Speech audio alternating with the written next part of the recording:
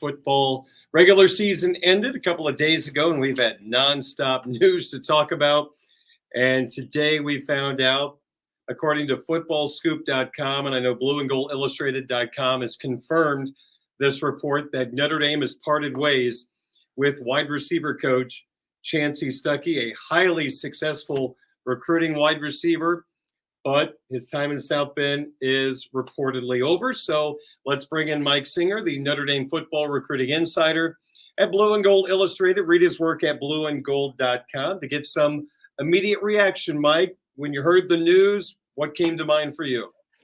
All right, I know this is probably not the what people were thinking I would go with this, but my initial reaction, Darren, was, man, does bowl season not mean anything anymore? I mean, these bowl games mean absolutely nothing if you're not playing for the football or for the college football playoff, or maybe even a New Year's Six game. With all the guys entering the portal, and we'll see more guys declare for the draft here soon. The Notre Dame football team that's going to play against possibly and maybe even probably LSU and Brian Kelly is going to be totally different than what we're going to see, or what we just saw this past weekend against Stanford. That was kind of my initial reaction, was like, yeah, no one really cares about these bowl games anymore. But I was shocked. This was not something that I saw coming. And kind of hearing some of the I don't know what you want to call it, the rumors, the gossip, the scuttlebutt from behind the scenes. Maybe it was something that was kind of snowballing in the past few weeks. I think there's kind of it just in the past 24 hours or 48 hours or so, that I think there was kind of a tipping point, because Marcus Freeman said in his press conference Monday afternoon that he intended to keep all of his coaches, paraphrased.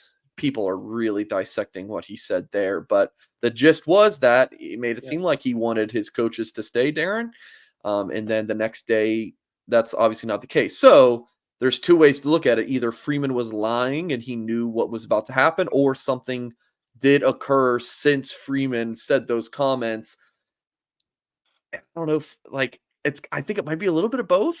Truth is usually lies somewhere in the middle, Darren. So I can't say with 100% certainty what happened, but I feel pretty comfortable in saying that there was just, kind of like a butting of heads.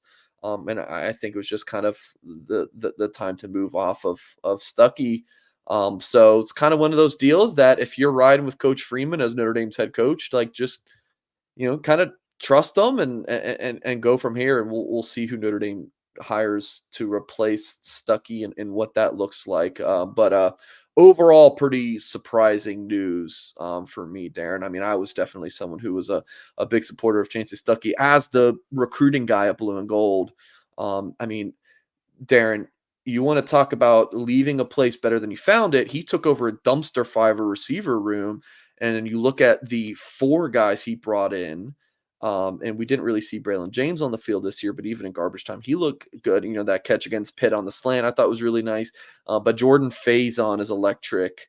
Jaden Greathouse and Rico Flores have very promising careers ahead of them after how good they looked as freshmen. And then you look at the 2024 receiver class, pretty damn good, with 5-star receiver Kane Williams and a couple of impressive 4-star pass catchers in Logan Saldate and Micah Gilbert. So tip of the cap to Chansi Stuckey for the time that he had as a recruiter. Now, if you want to talk about his coaching, communication, development, all that stuff, I'll let other people discuss that. But just from the recruiting side of things, it's hard to argue that Stuckey was anything less than impressive.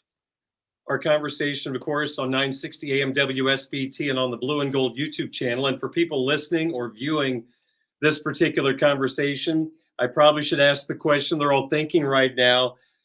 You just laid out how successful Chansi was in recruiting and reestablishing some good-looking players in the wide receiver room.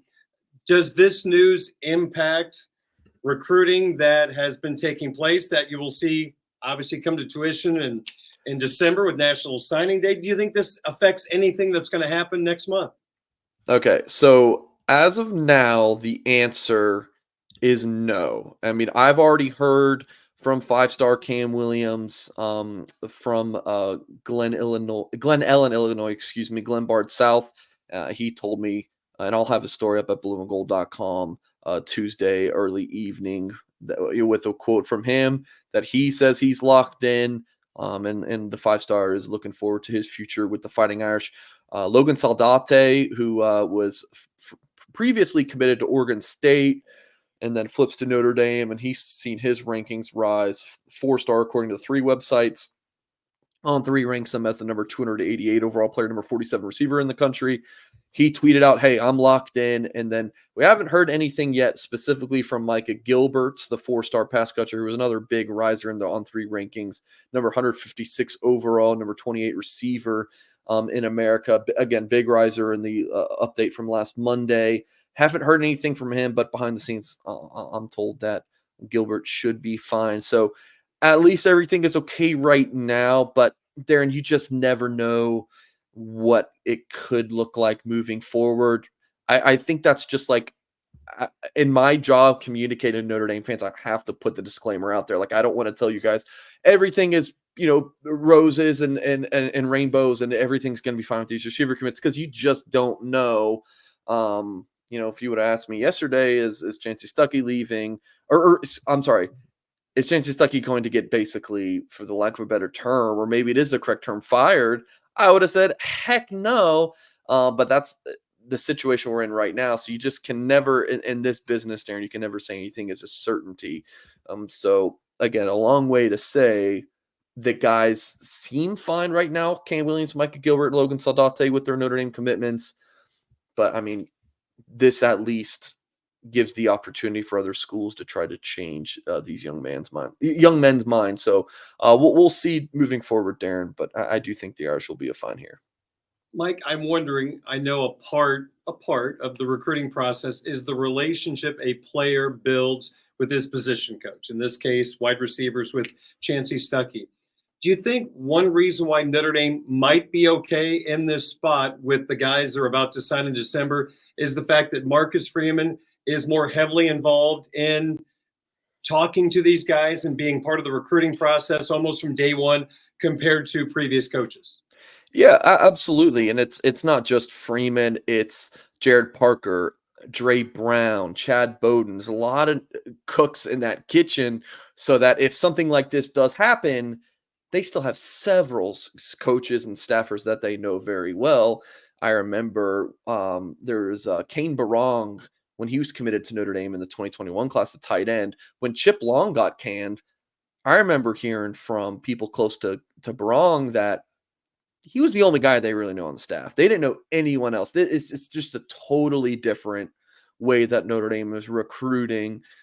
So yeah, I think that's a big part of it, Darren, is that there's a lot of relationships with Freeman and several of the other staffers, but also the guys who commit to Notre Dame oftentimes are doing it because of wanting what Notre Dame is as the university, and that's not going to change whether Stuckey's here or not. So I think there's multiple kind of aspects there to break down.